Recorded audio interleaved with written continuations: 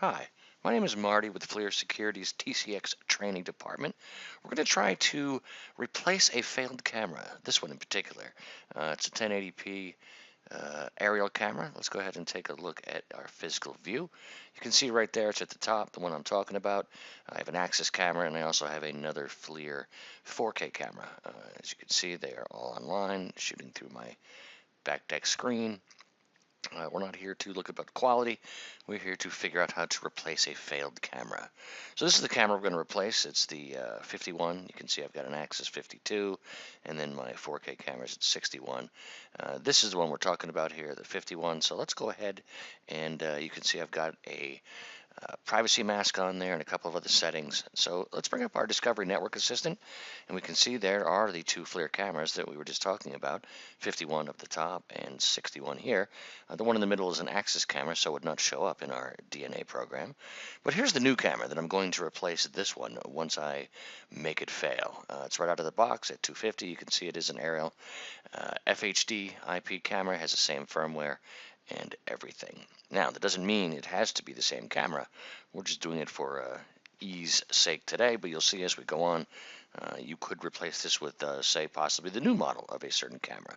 All right, I'm at the camera. You can see it move there. I'm about to unplug its cord, and momentarily we will see it attempting to reconnect itself. And there we go, as it always tries to do in case there's a temporary snafu or a hiccup.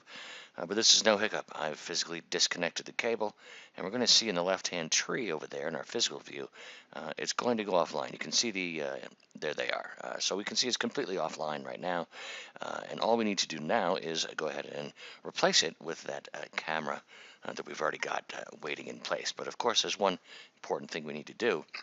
You can see the 51's there. Let's refresh it.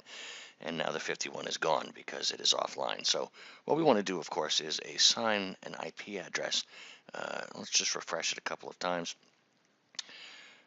for no apparent reason. I just like to do it something that I get used to. Occasionally the IP sort of gets stuck. If I try to assign this 51 to the new camera, it might still say that it's in the system somehow. So by refreshing it a few times, it easily takes care of it. And I just changed this one now to the old IP address of the one that's still in the FLIR system. So let's go ahead and update this now. Now, again, this could be another type of camera. It could be another manufacturer's camera. The secret of doing this way, and all we're doing now is assigning the IP address. Once we then replace the older camera with this one, we want to make sure that we did not lose any video data from the previous camera before it died or was unplugged, as in this case. But you can see the camera is already rebooting. It doesn't take a whole lot of time. It gave me a few minutes to talk about replacing different cameras. And you can see it's up and online now, and it has been assigned the correct IP, so there's no need to stay here any longer. Let's go ahead and go back to our Latitude system now. And we come right to the camera itself, or excuse me, the encoder, and we come right down and rediscover the unit. All right, you can see the unit type, as we mentioned, it could be another FLIR camera, a Sony camera, anything you're replacing the old camera with. You just don't want to lose the old video. So in this instance, again, it's the same exact camera. We have a universal codec that we use to find, but we can actually, again, if we're replacing with a new version of the FLIR camera, possibly we could do a number of things. You saw ONVIF in there as well, and all of those, including ONVIF, requires that you do have the right username and password for the camera you're bringing in. If it's different than the old one, you have to make sure the new one is there. All right, now this does say it might take 3 minutes. It's really as easy as this. And again, the reason we're doing it this way is because we don't want to lose the data in the old camera databases.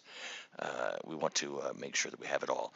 Now, the one thing that we will see, I would imagine, well, I know, when we go to Control Center after this is brought back into the system, we're going to see a block of time where there was no recording, of course, because that's when I unplugged the first one and then replaced it with the second one. But I see something going on in the background, and there it is.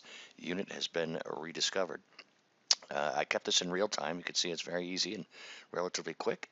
And it'll take a second or two for all of these individual things to come online. You'll see the video port. There it is. It's online.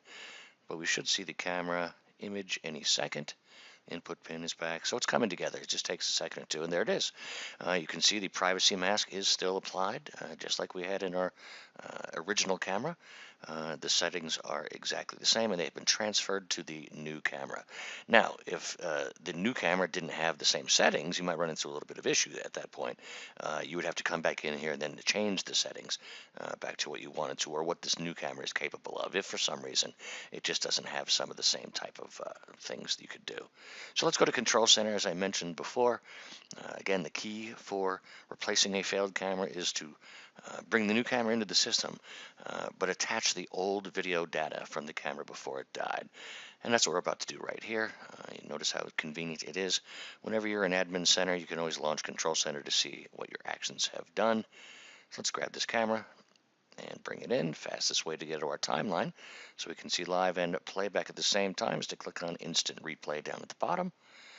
This brings up our replay, and you can see, as I surmised, our new video appears down here, this little green bar. You can see this is the old portion of the video here. Again, this is where the new stuff started recording after I plugged in the new one and we assigned it the IP and rediscovered the unit. As you can see, if I condense the timeline, all of my previous video that has been recorded is there for my liking.